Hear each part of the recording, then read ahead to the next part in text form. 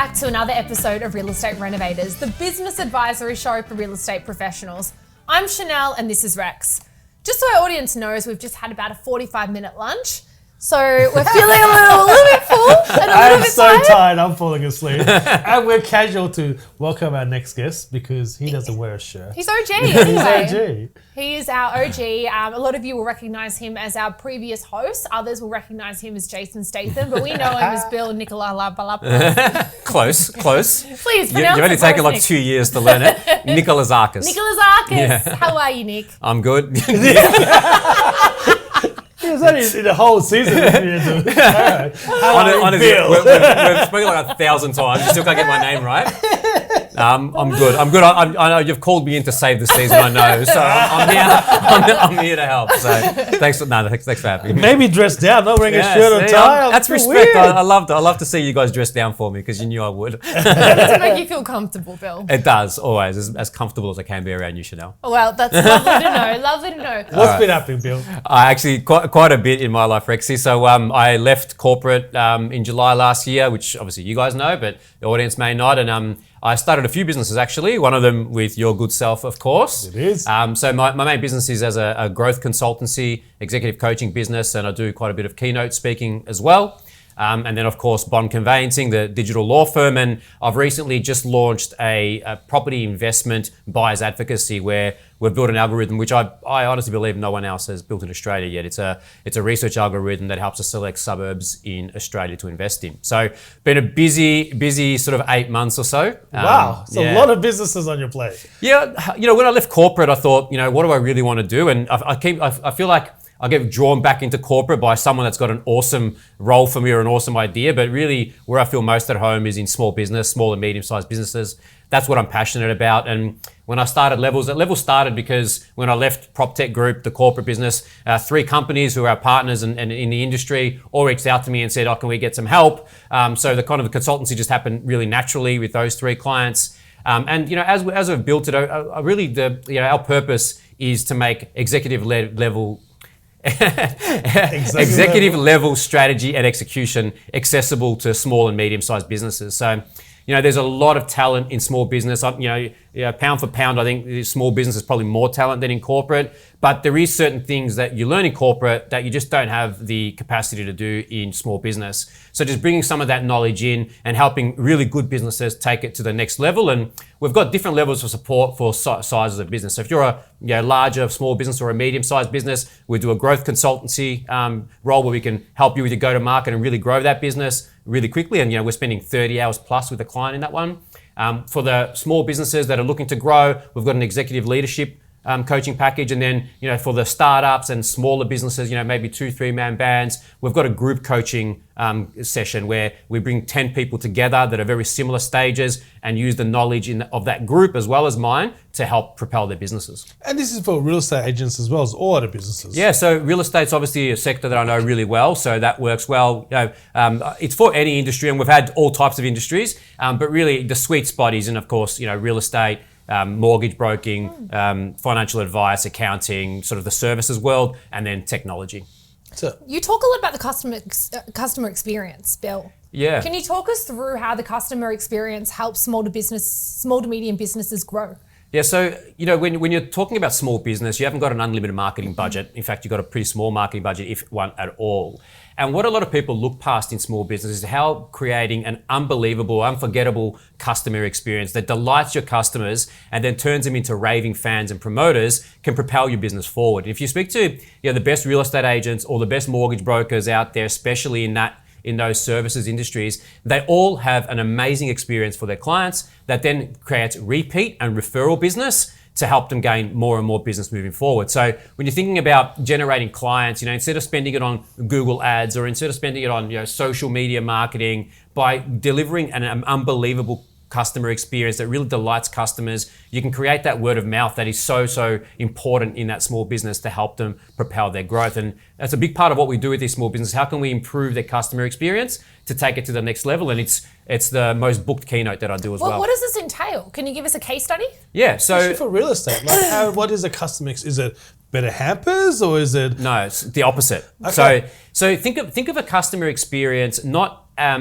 as what do you need to do. Let's talk about real estate, right? Because it's a real estate show. So a real estate agent, when they're building out their processes, they think, okay, what do I need to do to convert a client or find a potential listing appointment, go to that listing appointment, convert that client, then, do the opens, go to the auction, sell the property. When I sell the property, my job's done. That's your process. But for a client, it's totally different. For a client, they're looking to sell their house, not be sold themselves, right? So really, the real estate agent, they don't even want to deal with a real estate agent. It's a means to an end, right? So it's a means to an end for them. So really, their process starts at, I'm thinking about selling my house. I wonder what it's worth. Or I'm thinking about selling a house. Where can I move to? And it ends not when the property sells. It ends when their boxes are unpacked at the new house. Can you see the difference there? So your process as an agent finishes when it's sold. Their process ends when those boxes are packed. So unpacked at the new place. So it's really just putting yourself in that customer's shoes and thinking about what would they want to go through in this experience to create that amazing experience for them, this delighted approach, so that when they finish this, they're so happy that they're going to be screaming it from the rooftops, and they're going to become they're going to put positive reviews on and all that kind of thing. And as well. your coaching talks agents through changing that mentality, I suppose. Or agents or directors? Who are you sort of targeting here? So definitely the owners for the executive coaching. For the consulting piece, we deal with the owners, but then we also execute. So we're dealing with the salespeople as well, helping them learn about this customer. And I'll make it very clear, no matter what industry we're doing, even in technology and in mortgages, where I know it really well, we're not here to help you do more listings, like that. You should know that, and the sales manager in that team should be great at teaching that. What we help with is all the other soft skills that they need to create better experiences, and also the whole go-to-market approach. What can we do to separate you from the other agents in the area, or from doing something a little bit different that's going to differentiate and get you to grow further? So I'll give you an example. One of the technology companies that we deal with, they had this great product and they were growing reasonably quickly, but they were targeting a market that was really hard to get into, and we pivoted to a different type of market, and the growth exploded. So it was about finding that ideal customer that's going to be easiest to convert with our new customer experience, and then building in their case, we built a package of products to make it really appealing to them. So it's all about just looking at that. It sounds like vertical integration. You help them find different, not just clients, but how to, assist the client better in a vertical way. Yeah, so that could be one approach, but it's not always, right? So I'll give you another example. When I went to PropTech Group, my most recent role, I was appointed as COO, so Chief Operating Officer, and my job was to bring in these two big companies that we had just acquired and make them one cohesive unit, right? Great idea. And the model was, and I'll explain the model because it makes sense in the customer experience. So the model was to get the biggest real estate CRM, My Desktop, and the best one, Vault, bring them together, bring all the clients from My Desktop to Vault, get the most market share in Australian real estate for CRM, and then buy and build other products that agents have to use every day, and make it so easy for those agents to use those products in the CRM, so they don't have to log into different systems. And as we know, agents use hundreds of systems, and Vault's built this really integrated approach where you can use one of their products or an integrated product from within the CRM to make your life a lot easier as an agent, less data entry, less errors and all that kind of thing. Now, that was all good and well, and that approach worked pretty well. Sales increased. But what we quickly found was that we had different teams selling different products to the people, right? So we had lots of different sales teams effectively selling products to the same agent. And it felt like we were really pushing products down their throat, right? Hey, have you thought about this? Have you thought about this? Here's a new salesperson. Here's a new salesperson. And it just wasn't a good experience for the agent. So we stepped back and we thought, how can we improve this? How can we make it better? And the decision that we made was that, we brought all the sales and marketing function into the central area, so PropTech Group. And instead of going in there and selling a product, we went in there as their technology partner. And we said, what technology are you using now? And how can we fit our products in to help that experience be better? Even to the point where we were so committed to this, where we'd say, if we didn't have a product that worked really well, but that a lot of agents needed it, would go to them, that product, and would integrate it deeply into our system so it's native, so you can use it out of the CRM to improve that customer experience. And that's when growth really exploded. And I mean, after the next year after that, we did a few other things as well, but on the customer experience side. But that's when growth exploded. We grew cash receipts by 136% that year. Wow. And we're not talking about from $500,000 to 1.1. It was 9 million to 20 million, right? So big growth. And that was largely, there's some other things that happened in acquisition, but largely because we changed that go-to-market approach. And really our CRM business itself actually only grew a little bit, but it was this amazing customer experience that we provided with all the other products that propelled our growth. So that's another example, and it's different for every business. That's why we sit down and we make a bespoke approach to all the businesses. It's not and like all real estate agencies are different as well. Yeah, you work in different markets. You got different competitors in your industry. You got different strengths. So the businesses might have a certain thing that they're good at. Well, I even think, Bill. Sorry to interrupt here, but say you're with a franchise group, and say an office in Pakenham is going to be very different marketing or a very different approach to an office in South Yarra. Yeah. So the customer experience and the whole experience is going to be completely different based on the demographic in which an office is located. Do you agree with that? And how do you cater your approach depending on different marketplaces? Yeah, so it's a really good question. And a lot of small businesses don't really have this concept of building out a go-to-market strategy. Like they say, hey, these are the processes that we know work, and we just follow those processes, which is great. It's fine. But what we do is we take a step back, and no matter whether it's consulting or coaching, the first thing that we do is we do a discovery session. We spend 4 hours with the owners of the business and their key personnel, and we just learn about exactly what they're doing now, what their strengths are, what their weaknesses are, who their competition is. We do full competition analysis. We run through a complete go-to-market strategy for them, and we put together a document, and we say, this is what we would do if we were going to take over this business and run it for you, right? So we talk about all the different strategies that we use, and that's what those 2 examples, that's what we did. We did a whole go-to-market approach for them, and it transformed their businesses. That one business that I was talking about, and we talked about PropTech Group's results, that other business, when we pivoted to that core group of clients, that grew by 220% in 6 months. 230% in 6 months. That's crazy. That real estate office, was it? No, it was a technology company. Yeah, okay. That works with real estate. It works with, so it works with real estate offices. So, and then we think about Bond, right? In Bond, when Rex approached me and he said, hey, Wait, Bill, can you tell us a little bit about Bond? Yeah. I don't think many of our audience know much about Bond unless Rex or yourself have approached them directly, but tell us a little bit about Bond. Do you want to do it? Yeah, you do it. Bond. So as you know, I'm a judge for Real Estate Business Awards, Mortgage Advisor Awards, Young Achiever Awards, various things. And what I've seen as a judge is different industries, I'm in law obviously, different industries have used technology to enable them to perform better. It enables them, and they've adapted technology to provide a better service. It really helps them. Law and legal technology is so prehistoric. We're so far behind. Lawyers haven't adapted technology. We use paper, a lot of paper. We don't have much automated systems or anything like that. So I saw that as an opening, approached Bill to help with creating something, and this is where Bond, I suppose, was created. And Bill, you can talk about the stuff you create because I don't know nothing as such. But when Rex approached me, before we did anything, I interviewed pretty much every CRM provider and software provider in the conveyancing space. And when you think about conveyancing, you think of PEXA, they're great, right? It's amazing technology, but that's right at the end, right? There's a massive process that happens before that, and the technology just isn't anywhere near as good as what real estate agents would use, or that mortgage brokers and the like would use as well. It just isn't as advanced, nowhere near as advanced. Most of the companies give it away for free if you do searches with them. Like, it's just not as advanced. And I did all those interviews, and then when you're thinking about building out a tech stack, the next thing you do is you interview a bunch of people. So potential clients, buyers, sellers of property, and then you interview everyone else that's involved in the transaction. So as part of that process, we met with a lot of real estate agents and a lot of mortgage brokers.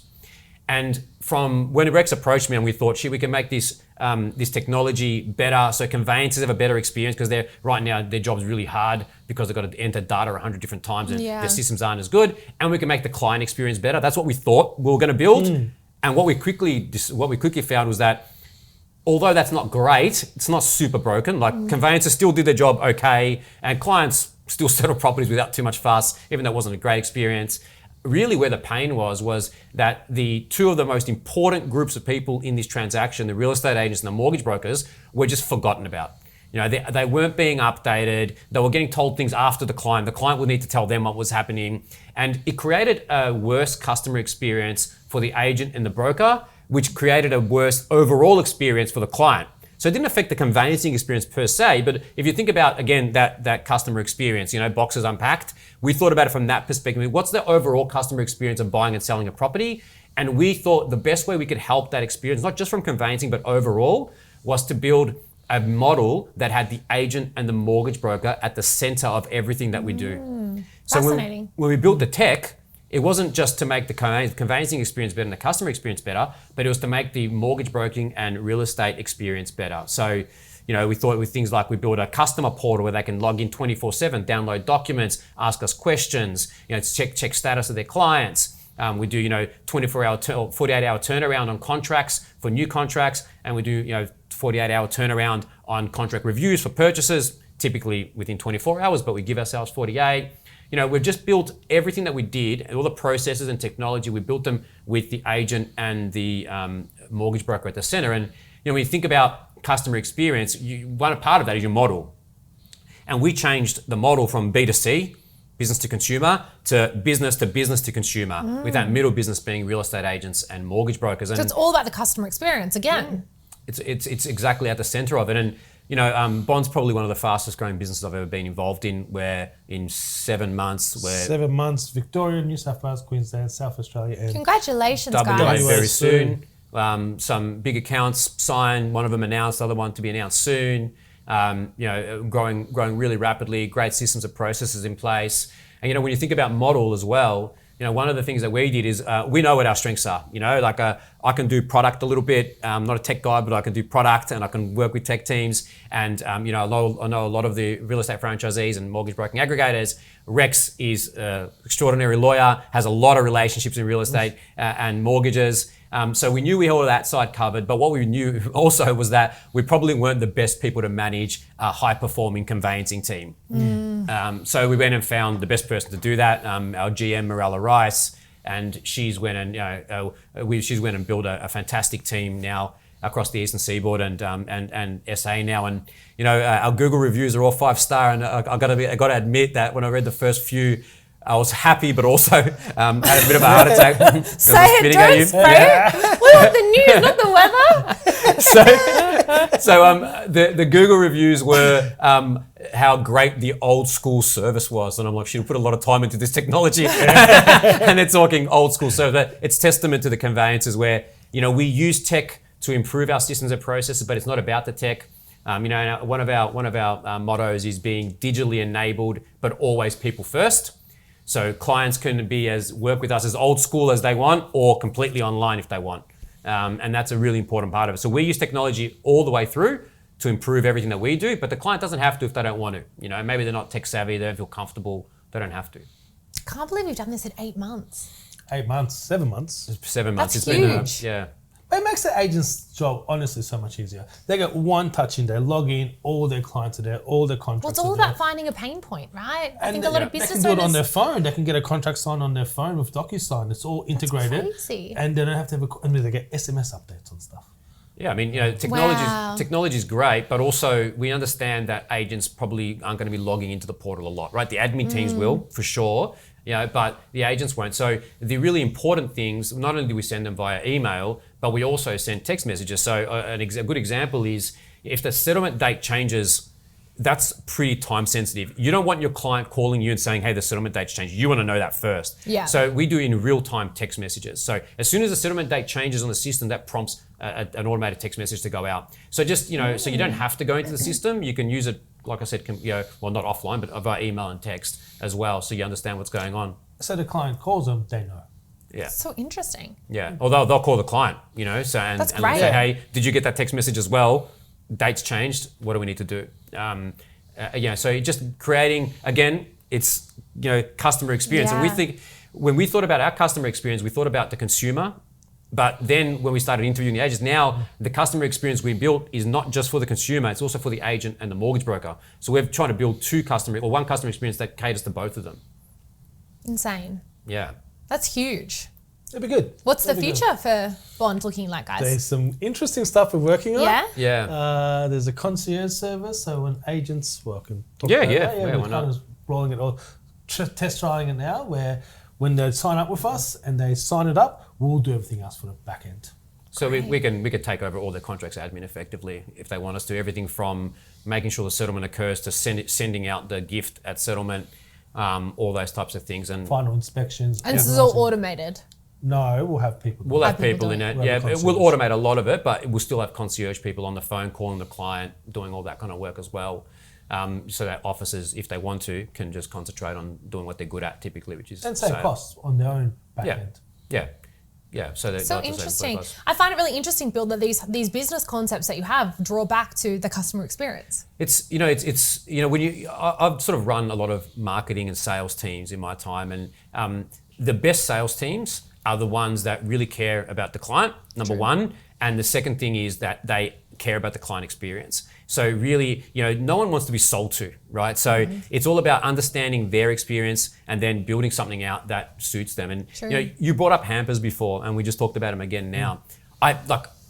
Getting a hamper is good. It's great, right? But do you ever eat anything in the hamper? I eat everything in the hamper. You know what's better though? You know what's better than a hamper? What's better than a hamper is knowing your customer and buying them a gift to the same value that they'd actually love. So imagine it was me, right? And we joke around like I love tequila, right? So I love tequila. So if somebody got me a hamper with a bottle of wine and a few chocolates, I'd be like, that was really sweet of them. Yeah. But if somebody got me $100 bottle of tequila that they knew I loved, because I love añejo tequila, right? So whoever's buying me presents. If someone bought me a really good bottle of añejo, not only am I going to love it more, but I'm also going to think, you know what? They actually thought about me. They cared. They really cared. It wasn't just an automated process. They really cared about me. So that's part of your customer experience. Think about if for everyone listening out there, there's real estate agents and car salespeople and stuff. Hampers are fine. It's better than not sending anything, but what would be better is understanding your clients, and you don't even have to ask them. Social media, it takes 5 minutes to understand what someone likes. If they're posting pictures at every different new Melbourne restaurant, buy them a voucher to the newest one that they know they love. It's so, what? That's a funny story, Bill. I recently obviously bought my house, and every agency in my particular suburb sent me a gift, which was beautiful, and I was so grateful, and it's such a kind thing to do. But every single gift was the same gift, like that hamper company that every real estate office uses. And don't get me wrong, it was so kind. Lovely, and I really appreciated it. But I was like, okay, if I want to list my property, who am I listing with now? Because I got 3 identical gifts from 3 identical offices. But if one had potentially been something a bit more, I guess like you're saying, personal to me, that might have really stood out. So when I go to list my property in 2, 3, 5 years, whatever it might be like, well, I remember that because it really stuck out to me. So this is really resonating, and I'm sure it would with, a lot of customers. They should have bought you some like Pilates sessions or something, mate. Yeah. Pilates sessions, just have a look at my social media account. You'll find out activewear might have been nice gifts as well. Bill, you talk about resilience a lot, particularly in your other podcasts, your TikTok content. Why is resilience so important to you? So again, my passion's in small business, and what doesn't get talked about enough, I think, for startups and small business is how stressful it can be. Yeah. I tell my story in my keynote about resilience. I tell my story, and it's absolutely amazing how many people come up to you afterwards and say, I've got my own story and this is it. Like half the audience. This is so common now, where you go through such massive stress in small business. And it's not just when things are going bad, right? Some of the most stress that I ever got was when scaling a business. Yeah. Like you're actually going great, right? It's going great, but it's so stressful. Cash is coming in and out, and sometimes at the wrong time. It's such a stressful period. And I think not enough people talk about it. It's getting talked about more and more, but I think it's such a vital part of business is being able to, when you look at who succeeded and who didn't, most of the time, there's not much difference between talent or drive. It's really the person that could stick it out longer. Yeah. Who's got that resilience, who builds their lifestyle around being more resilient. It's not just about, hey, I'm going to be resilient, just saying that. It's not how it works, right? Correct. But it's building your lifestyle around it. What is your sleeping habits like?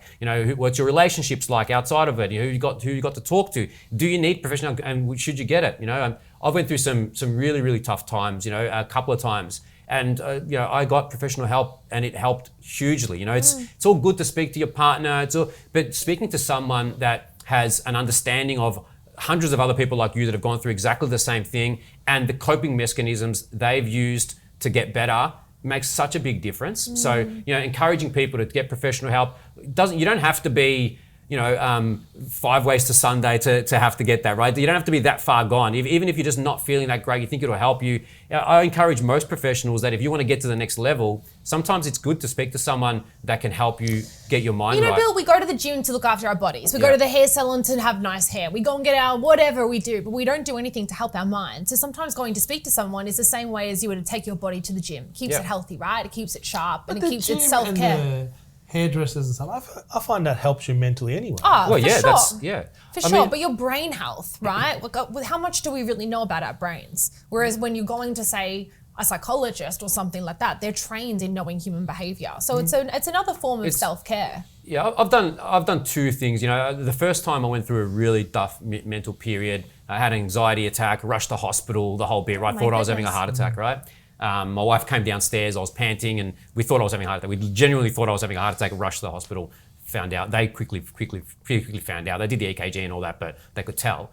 But that time was a really crazy time in my life. I was just started a new business. About a year later, we found the model that worked, and we did our first massive deal. And Rex, you know this. And it was $230,000, which for a small business 15 years ago was a lot of money, right? Far out. And we were pretty happy, and it was really the culmination of a year and a half's work. And then we had other projects lined up, and it was things were going great.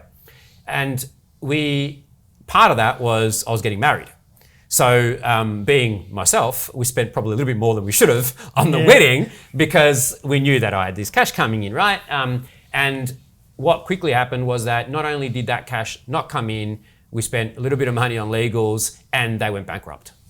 So 280 grand, I think, turned into 300 odd that it cost us. And my wedding went from being the happiest time of my life to one of the most stressful times. I look back photos now, I was pale as a ghost. I'd put on weight. It wasn't a super happy moment for me. Although the wedding itself was great, but I was going through such a tough period, and I didn't really speak to anyone then. I didn't really, maybe I was a bit too proud. I don't know what. I was younger as well. I was 29. So I didn't go and see anyone. But what really helped me then was I got into yoga. And, I remember sitting in the car park, bawling my eyes out, not being able to walk into yoga and then forcing myself to go in there, and how much that yoga studio helped me. Going there just 2 or 3 times a week, and then getting fit, changed my diet, and just getting fit overall, how much that really helped me through that period. Honestly, going from a massively downward spiral, like the worst of the worst thoughts, to really no professional help, getting better. And then, fast forward a few years later, I went through something similar. That time it wasn't so much anxiety. I got control of it, I know how to deal with it now. It still comes and goes, but I know how to deal with it. But I fell into a really bad depression because one of the companies that I sold my company, half of it for shares, half in cash, and the company that bought it was about to go bankrupt very shortly thereafter. So the option was become their CEO and managing director, put myself at risk and my family at risk to try and save it, or lose half the money, which was a significant amount. I probably a bit naively took the route that I could save anything, and it was But you saved it. I did save it, but it was probably the 2 worst years of my life, to be honest with you. And we did. We pulled off an absolute miracle. I remember sitting down with my offsider Eric and saying, pretty much these 10, 11 things that we have to do, everything has to go perfectly for us not to go bankrupt. And we just got a little bit of luck, a lot of hard work, and a bit of talent. We made it work. Also a lot of resilience as well, Bill, probably from the So much experience that you've resilience. had in the past. Yeah. And obviously when you've got family on the line and life savings, some sort of power comes through you, right? You're like, I've got to make this work regardless. Yeah, and that time I got professional help, and honestly it was worse. The anxiety is, if everyone's had anxiety, it kind of comes and goes. It's really bad in the moment, but then when it's not on, you're a bit better. You get triggered easily, but it's having a deep depression was I felt a lot worse. Just couldn't get out of bed. Just that real negativity, and it's just seeing someone. And now, when those feelings come, not only did they help me then, but now I've got the coping mechanisms where I don't get like that as much anymore because I understand what's happening. I know how to deal with it. I know what I need to change. And I still go on and off and see someone now, even though I probably I'm not in a bad place or anything, but sometimes I just feel like I might be going down a little bit. So I'll go see someone for a few months and it improves. And, my story, honestly, I thought that I was pretty unique. I didn't think this happened. But then, you talk to people, when you do these kind of things, and probably today after this I'll get people approach me, but it happens a lot more, lot more than you think. It's so common. And some people may not realize what it is. So do you want to explain what it feels like to get anxiety and what coping mechanisms? Anxiety basically is, maybe it's different for everyone. I'm not a clinician, but for me, I thought the worst case scenario possible was going to happen every time. The absolute worst case scenario. So if the worst case scenario was me losing my family home, which I'd have to trade insolvent, which is not happening, a bunch of things that weren't happening would have had to happen. I thought that's happened. And I'm talking to the point where I thought it was so real that I was sitting in my shower, bawling my eyes out, on the floor for hours. I thought, that's it, I've lost the family home. And we're not even close to that. It was like reality kind of slips from you a little bit, and you think the absolute worst thing's going to happen, and that causes you to tighten up your chest, and your breathing slows down, and that's where the panting comes from. And if there's any clinicians, this is what happened to me, and maybe that's not for everyone, but that's the kind the feeling that it's I've like the fight or flight in your body, right? Yeah, it's just and you're response. always in that fight or flight, and even to the point where you hear a loud noise and you jump. You're always on edge. Bill, I think this is so beneficial because a lot of the people that watch this show are real estate directors, and they're commonly male. And I think we don't talk enough about the males are typically the breadwinners in most households, and the burden of financial responsibility can fall onto them. And then the pressures from them in their day-to-day jobs, particularly if they're directors or high performers, the pressure can get too much. And when you're a male in a high-performing position, it's weak. They can sometimes feel as though it's perceived for them, it's weak for them to speak about these issues. So you bringing some light and some life into this is so beneficial to our audience. And it takes a lot to talk about, an experience like this. And it's really brave. And we're so grateful that you've opened up and told us a little bit about this. And hopefully it helps someone else that's watching this. Yeah. And the coping mechanisms. Correct. What's your coping mechanism? So anxiety now, I've tuned in so well to my anxiety now that I can see it coming. So the coping mechanisms that I use, that I remember from my therapy, the first thing that I do is I sit down in a quiet place and focus on something. So there's a camera in front of me, so I'll sit down in this and I'll focus on that camera, and I'll think about all the things about that camera. So there's a Nikon sign, there's a big lens there, and I'll only think about that camera and about that camera only for 2-3 minutes. And what that does is it calms your body down. You forget about all this crazy stuff that's going in your head that's making you stressed. So that's one of the ones that I got taught that I use a lot. If that doesn't work, I go into a very quiet room, I turn the lights off, and from yoga, I lie in the Shavasana pose, and I just close my eyes, and if a thought comes in, a negative thought, I let myself experience it, but then I let it float away. If you don't want to take yoga, you know what I'm talking about. I'm no yogi, by the way, but I know the basics. Sounds like you are. And that almost works every time. And then as part of that, a part of both of those things, I do some breathing. So 3 seconds in, hold for 3 seconds, 3 seconds out, hold for 3 seconds, or if you can do 4 seconds or 5 seconds. You learn a lot of this in Pilates and yogas. Yogas. Pilates and yoga as well. And then the depression. I think just knowing that what's happening is really important. And I've found that there's no thing like that that I found that I can do with that. It's more just about, okay, I'm starting to feel this way. Get out more in nature, go for more walks, try and get up and move more, go to the gym, eat better, stop having the late nights. It's just all those things that have to come together. You guys know that. I don't mind the late night here and there, but when I'm starting to feel like that, you don't like the gym, though. Yeah. Well, I do when I'm training. But it's a lot of things, right, Bill? We had a high performers episode on a couple of weeks ago, and we talked about high performers, right? It's not just, you can't just be a high performer. You have to have the right family or home life in place. You have to have the right habits in place. I don't know if I agree with this, though. Tell me what high performer that doesn't, and a few that don't get up in the morning and exercise. But that's not because of choice. That's their own personal choices. Yeah, but I think they can reprogram their mind to do that. They can get up early. They can. You can, but you've also got to have drive. And I think but the drive is internal. I don't know if there's external factors that influence that. Absolutely, there's external factors that influence it. I've always been different. We can do another episode on arguing I think this for now. I've seen plenty of super unhealthy people be very successful. But you talked about coming out of it, Bill, Yeah. is that you obviously went into yoga. Yeah. You said spend a lot more time outdoors. You said that your wife was there for you and you had that support, and you went and sought professional help. Yeah. These are all things that when you are at a high performance level and you're dealing with extreme pressure, if you go home and drink your sorrows, or you go home and you're arguing with your partner, or if you go home and you're sitting in a dark room watching Netflix all day on a Sunday, as opposed to you go home to a partner that's supportive and going, I'm here for you and I can offer you support.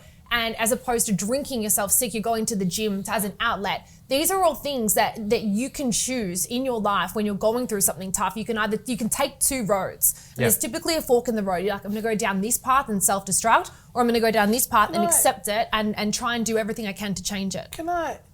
I agree with most of what you say, but I think when it comes to that road, the choice, I think the choice comes down to yourself. People that go down the choice of drinking or not addressing it, they don't want to address what they're going through. So if what you said earlier, you're worried about, I'm going to lose my house, I'm going to do this. So some people get to this stressful level and they take the road of, I don't want to deal with it, so I'll go do something else that's going to take my mind off it. I think the best way you can do it is to address it. Get really comfortable in that uncomfortable. See it through, because once you get comfortable in the uncomfortable, you'll just soldier through, because you'll realize it's not that bad. You're not going to lose your house. You're not going to do this. And whatever happens, you'll still be fine. And once you get comfortable in that uncomfortable, you're fine. You don't need to take that road split. You don't need that support. It's internal in you. And if you can address it internally, then you're strong enough to do it.